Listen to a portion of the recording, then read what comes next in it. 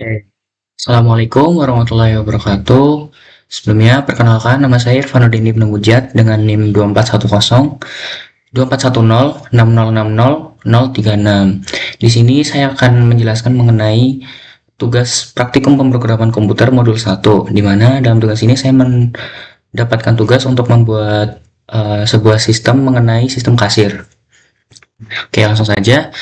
Untuk yang pertama di sini saya membuat semacam fungsi yang saya namakan nama pembeli. Nah, fungsi nama pembeli ini nantinya untuk menjadi sebuah header di atas sebagai untuk menyapa si pembelinya, di mana fungsi nama underscore pembeli ini nantinya akan berisi print selamat datang di toko ini abadi. Kemudian ada variabel nama. Nah, variabel nama ini merupakan input dari user. Kemudian print f-string hello, nama. Nah, kenapa di sini pakai f-string? F-string di sini biar kita itu bisa memasukkan si variabel nama yang udah kita definisiin di sini tadi ke dalam string di sini pakai kurung kurawa ini. Kemudian return nama. Untuk return ini untuk mengembalikan nilai nama agar dia itu bisa dipakai di blok kode yang lain. Jadi tidak hanya di blok yang ini aja, tapi bisa dipakai di yang lain. Oke, lanjut. Yang kedua adalah kita mendefinisikan fungsi jenis kelamin, di mana fungsi jenis kelamin ini nantinya akan berisi variabel yang merupakan input dari user mengenai jenis kelamin dari user. Misalkan jenis kelaminnya itu laki-laki ataupun perempuan. Nah, kalau laki-laki ini di sini saya singkat sebagai L, sedangkan perempuan ini saya singkat sebagai P. Kemudian return JK untuk mengembalikan fungsi JK. Kemudian selanjutnya ini saya mendefinisikan fungsi untuk daftar menu, di mana nanti akan berisi mengenai print silakan pilih menu. Kenapa ada ini? Itu fungsinya sebagai header juga. Jadi biar si pembeli ini bisa tahu daftar menunya ini. Jadi biar tahu si usernya itu harus memilih menunya gitu. Nah, kemudian di sini kita membuat variabel menu yang berisi sebuah dictionary. Nah, dictionary ini nantinya akan berisi dua, yakni key dan value, di mana key-nya itu adalah si nama menunya ini, sedangkan value-nya itu adalah harga dari nama menu. Dan juga yang perlu diketahui adalah di nama menu ini menggunakan tipe data berupa tuple atau tuple, di mana tuple ini nantinya akan ada dua indeks, yakni 0 dan juga 1. Akan ada dua indeks, di mana untuk indeks dari si nama menunya ini, indeksnya itu awalannya 0, kemudian untuk yang daftar harga itu indeksnya itu mulai dari 1. Jadi untuk americano ini 0, coffee latte ini 1, biscoff latte ini 2. Kemudian untuk indeks yang harga dari americano ini 1, harga dari coffee latte ini 2, biscoff latte ini 3. Oke. Kemudian for i in menu. Nah, ini merupakan sebuah looping yang tujuannya itu untuk menampilkan dictionary dari menu. Nah, i ini dia tadi seperti yang sudah dijelaskan, i ini akan berisi sebuah key-nya, yakni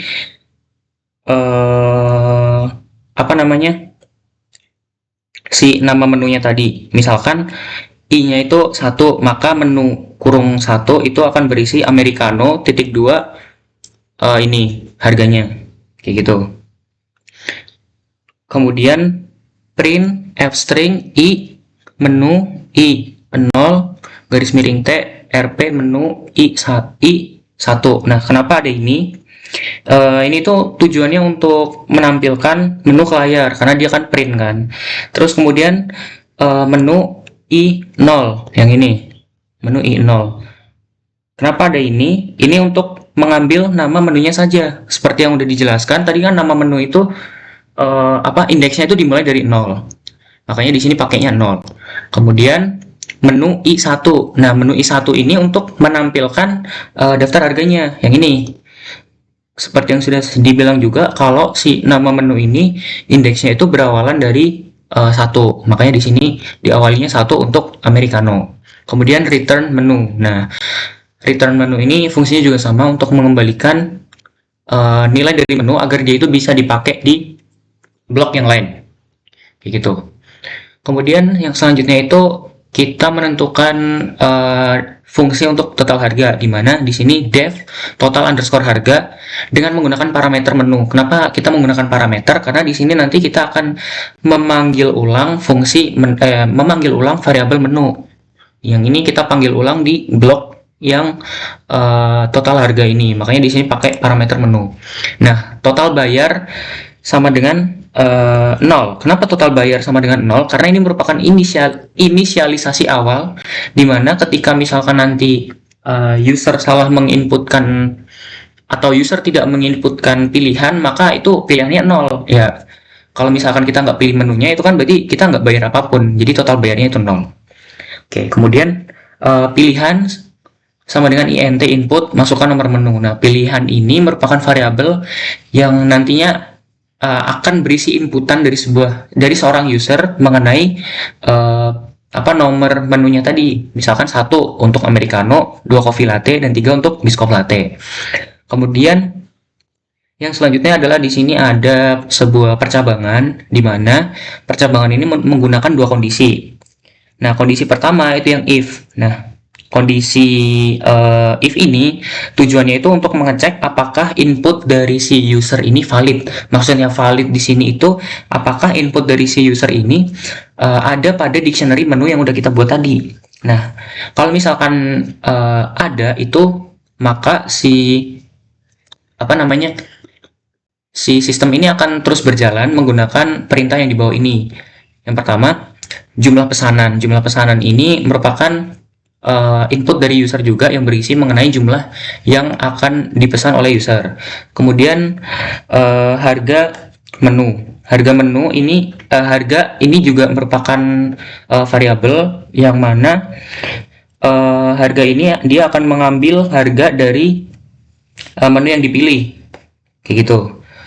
Kemudian total bayar. Nah, total bayar ini kan berarti harga dikalikan dengan jumlah pesanannya. Kemudian yang di bawah ini itu merupakan tujuannya itu untuk memperjelas aja. Jadi biar pelanggan itu bisa tahu tadi yang dipesan itu apa, menunya apa, kemudian jumlah pesanannya berapa, dan total yang harus dibayar itu berapa. Kita pakai print untuk menampilkan itu. Nah, kemudian setelah saya jelaskan kondisi yang pertama tadi, jika jika inputannya itu bernilai benar dan ada di dictionary, maka dia akan terus berlanjut. Sedangkan kalau misalkan dia tidak ada, maka dia akan menjalankan fungsi yang cabangan yang kedua, yakni yang else, di mana dia akan menampilkan tulisan menu tidak tersedia, kayak gitu. Terus selanjutnya adalah return total bayar untuk mengembalikan variabel total bayar. Oke, selanjutnya di sini kita mendefinisikan fungsi diskon underscore harga dengan parameter total bayar. Nah, di sini itu akan ada 3 kondisi. Kondisi pertama itu ketika total bayarnya itu lebih dari 100%, lebih dari 100.000, maka dia akan mendapatkan diskon 10% atau 0,10.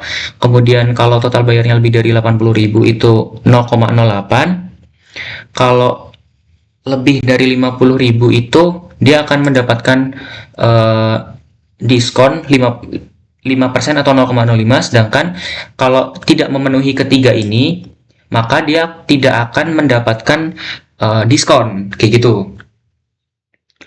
Oke, kemudian di sini adalah kita mendefinisikan fungsi dari cetak nota, di mana saya menamakan cetak nota ini dengan cetak underscore nota, dengan kita memanggil parameter beberapa parameter, misalkan parameter nama, kemudian menu, JK ini untuk jenis kelamin, kemudian total bayar, dan juga diskon.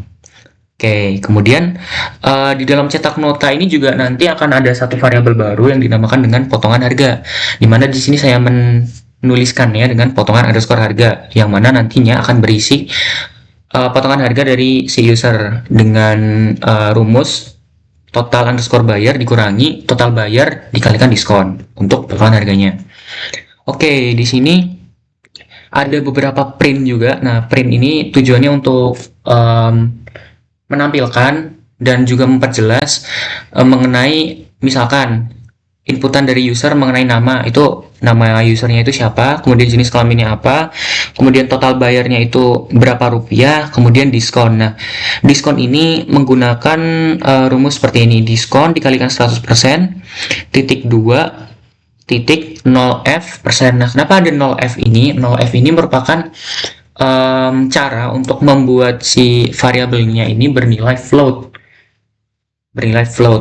Nah, kenapa ada 0 yang di sini? Nah, 0 ini fungsinya untuk kalau misalkan float itu dia punya angka di belakang koma, misalkan 10. Nah, berarti kan kalau float itu biasanya ditulis 10,00. Nah, 0 yang di sini itu ngebuat si floatnya ini nggak punya angka di belakang koma kayak gitu.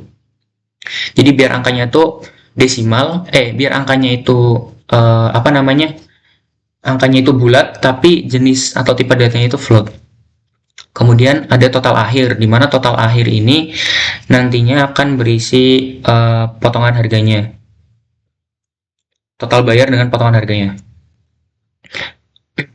Oke. Kemudian kita langsung masuk ke main program. Nah, main program ini menggunakan looping yang spesifiknya menggunakan while loop. Kayak gitu. Jadi dia akan terus berulang ketika input dari si usernya ini bernilai true atau bernilai benar. Sedangkan kalau misalkan dia enggak bernilai true, itu dia akan langsung ke sini, ke break yang ini. Dia akan selesai. Kayak gitu. Nah, di main program ini sebenarnya kita tinggal memanggil ulang apa namanya variabel yang udah kita buat tadi, misalkan nama kita tinggal mengambil dari fungsi nama pembeli, kemudian jika kita tinggal mengambil dari jenis kelamin, menu itu dari daftar menu, total bayar itu dari total harga dengan parameter menu, diskon ini diskon harga, kemudian cetak nota. Kita tinggal memanggil aja fungsi yang udah kita buat kayak gitu. Kemudian di sini perulangannya ada di sini. Ulang ini merupakan variabel ya. Sama dengan input, apakah Anda ingin memesan lagi? Yes or no. Nah, ketika user ini menginput yes, maka si sistem ini akan terus mengulang. Nah, ketika si user ini menginput no, maka sistem akan langsung selesai gitu, break.